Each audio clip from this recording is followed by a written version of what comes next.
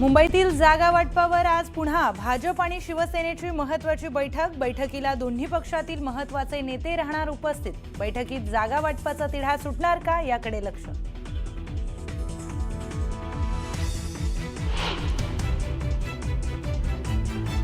दोन्ही राष्ट्रवादीच्या एकत्रीकरणासाठी पुण्यात खलबत। रोहित पवार आणि खासदार अमोल कोल्हेंसह अजित पवारांची बैठक। भेटीत फक्त प्राथमिक चर्चा झाली असून बैठकीचा तपशील वरिष्ठांना कळवणार, अमोल कोल्हेंची माहिती।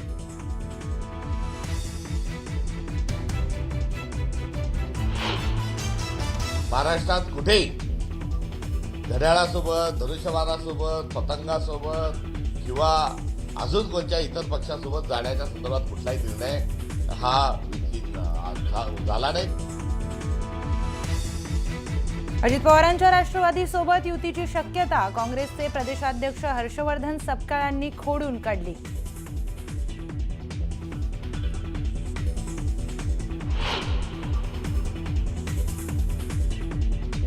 शिंदेंच्या शिवसेनेचा राज ठाकरेंना मोठा दणका। प्रकाश महाजन आज करणार शिवसेनेमध्ये जाहीर प्रवेश।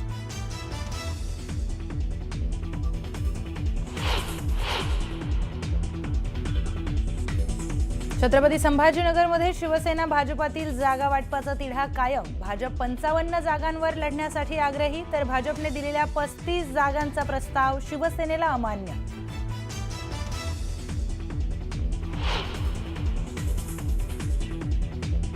वसई विरारमध्ये महायुतीचा जागा वाटपाचा फॉर्म्युला अखेर ठरला। भाजपा 91 तर एकनाथ शिंदे यांची शिवसेना 24 जागा लढवणार। पुढच्या 48 तासात भाजपच्या उमेदवारांची यादी जाहीर होणार।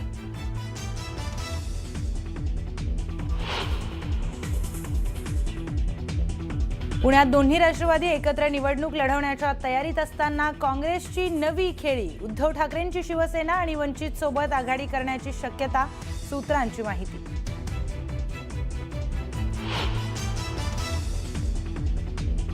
ठाण्यात एकनाथ शिंदेंना धक्का। शिवसेना महिला आघाडी प्रमुख मीनाक्षी शिंदे यांचा राजीनामा। निकटवर्तीय कार्यकर्त्यांच्या हकालपट्टीनंतर मीनाक्षी शिंदे होत्या नाराज।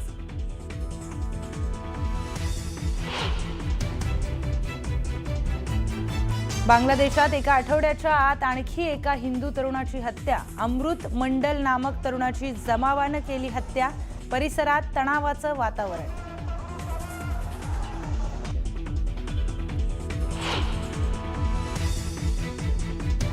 आजपासून रेल्वे प्रवास महागला। 500 किलोमीटरपेक्षा अधिकच्या प्रवासाचं तिकीट आता 10 रुपयांनी महागलं।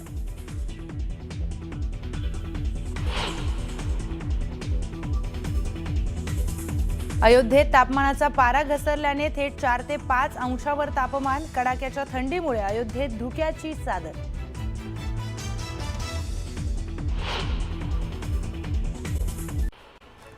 ठाणे कारागृहातील कैद्यांनी बनवलेल्या केकला नाताळनिमित्त मोठी मागणी आहे। 5 दिवसात विक्री झालेल्या केकमधून ठाणे कारागृह प्रशासनाला 9 लाखांचं उत्पन्न मिळालंय। नेरळ गावात 20 वर्षांपूर्वी 4 लाख लिटर क्षमतेची बांधलेली पाणी योजनेची साठवण टाकी कधीही कोसळण्याची शक्यता आहे। याच टाकीतून नेरळ गावाला पाणी पुरवठा केला जातोय। टाकीच्या दुरवस्थेबाबत वारंवार तक्रार देऊन देखील प्रशासन दुर्लक्ष करत असल्याचा आरोप ग्रामस्थांनी केलाय।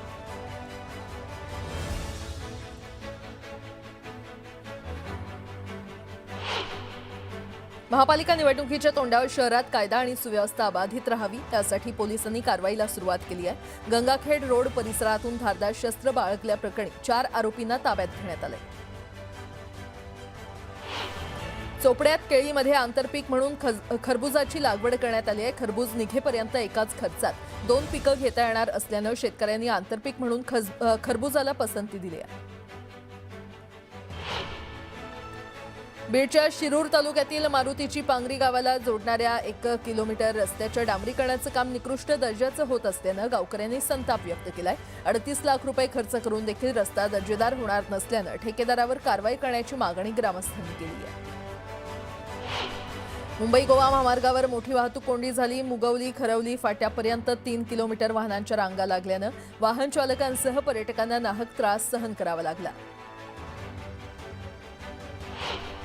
कर्जतमधील राज नाल्यात पाणी सोडण्यात आलं. उन्हाळी भात पिकासाठी हे पाणी सोडण्यात आलं. मात्र नाल्याची दुरुस्ती न झाल्यामुळे काही ठिकाणी मोऱ्या बंद अवस्थेत आहेत. त्यामुळे शेतीसाठी पाणी मिळत नसल्यानं शेतकऱ्यांनी संताप व्यक्त केलाय. कर्जत मुरबाड रोडची दुरवस्था झाली असून रस्त्यावर वाहन गेलं की परिसरात धुळीचे लोट पसरतायत. त्यामुळे नागरिकांच्या घरांमध्ये आणि दुकानात मोठ्या प्रमाणात धूळ येत असून नागरिक आणि व्यावसायिक त्रस्त झाले. काँग्रेसचे ज्येष्ठ नेते माजी मंत्री सुरूपसिंग नाईक यांच्या पार्थिवावर नवापूर तालुक्यातील नवागाव या त्यांच्या मूळ गावी शासकीय इतमामात अंत्यसंस्कार करण्यात आले. यावेळी सरकारचे प्रतिनिधी म्हणून राज्याचे पणन मंत्री जयकुमार रावल उपस्थित होते. आता एक सविस्तर बातमी. धाराशिव जिल्ह्यामध्ये थंडीचा कडाका वाढलाय. पारा 10 अंशानं घसरल्यानं जीवघेण्या थंडीचा फटका माणसांसह मुक्या जनावरांना देखील बसतोय.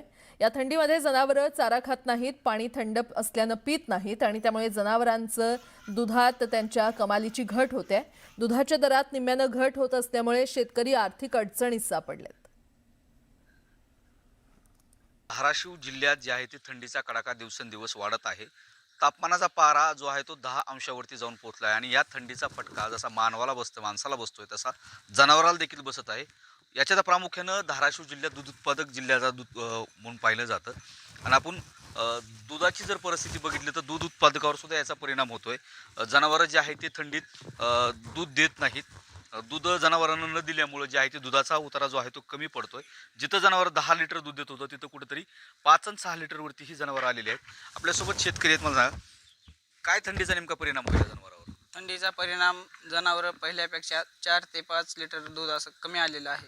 गारव्याने जनावर पाणी पित नाही. गारव्याचा त्यांना भरपूर असा आपलं खात नाही, पाणी पित नाही. गारव्यामुळे सुग्रास वगैरे खाते का? सुग्रास कमी खातेत. गारव्यामुळे शक्यतो जनावर पहिल्यासारखे खात नाही. खाण्यापिण्यावर परिणाम झालाय. मला सांग, कशा प्रामुख्यानं किती दूध निघणं अपेक्षित असतं आणि कसं दूध निघतं आता? सरासरी एका गाईचं 12-13 लिटर दूध निघत. आता सध्या ह्या गारव्यामुळे विचार जर केला तर एक 6-7 लिटरवर दूध किती नुकसान आहे सगळं आर्थिक दिवस बघितलं? आर्थिक बरंच नुकसान आहे ह्याच्यात सर. म्हणजे समजा जर 10 लिटर निम्मेनंच आलेलं आहे.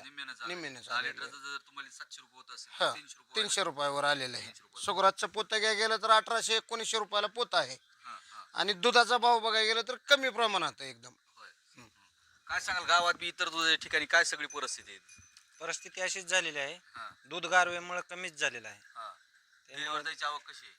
डेअरीवर बी आवक कमी झाली, सगळीच आवक कमी झाली. जी 10 लिटर 12 लिटर दूध देतात ती 5-6 लिटरवर आलेत सगळ्यांच्याच गाई. त्यामुळे दुधाचं आर्थिक नुकसान शेतकऱ्याचं झालेलं आहेच गारव्यामुळे. गारव्यामुळे शेतकऱ्याचं आर्थिक नुकसान झालं. इथं ही जनावर आहेत. थंडीत ही जनावरं कुठं पडतात? एवढी थंडी कधीच पाहिजे. आपल्याला अतिवृष्टीचा कालावधी माहिती असेल आणि अतिवृष्टीच्या कालावधीत सुद्धा जे आहे त्यानंतर जो थंडीचं प्रमाण हे धाराशिव जिल्ह्यात किंवा काही हवेच्या वातावरणात बदल झाल्यामुळं धाराशिव जिल्ह्यात 10 अंशावरती तापमान गेलेलं आहे. त्यामुळे निश्चितच ही जीवघेणी थंडी जी आहे ती माणसाबरोबर जनावरांना देखील घातक ठरते. त्यामुळेच कुठेतरी दूध उत्पादक शेतकरी जो आहे तो आर्थिक अडचणीत आल्याचं चित्र पाहायला मिळत आहे.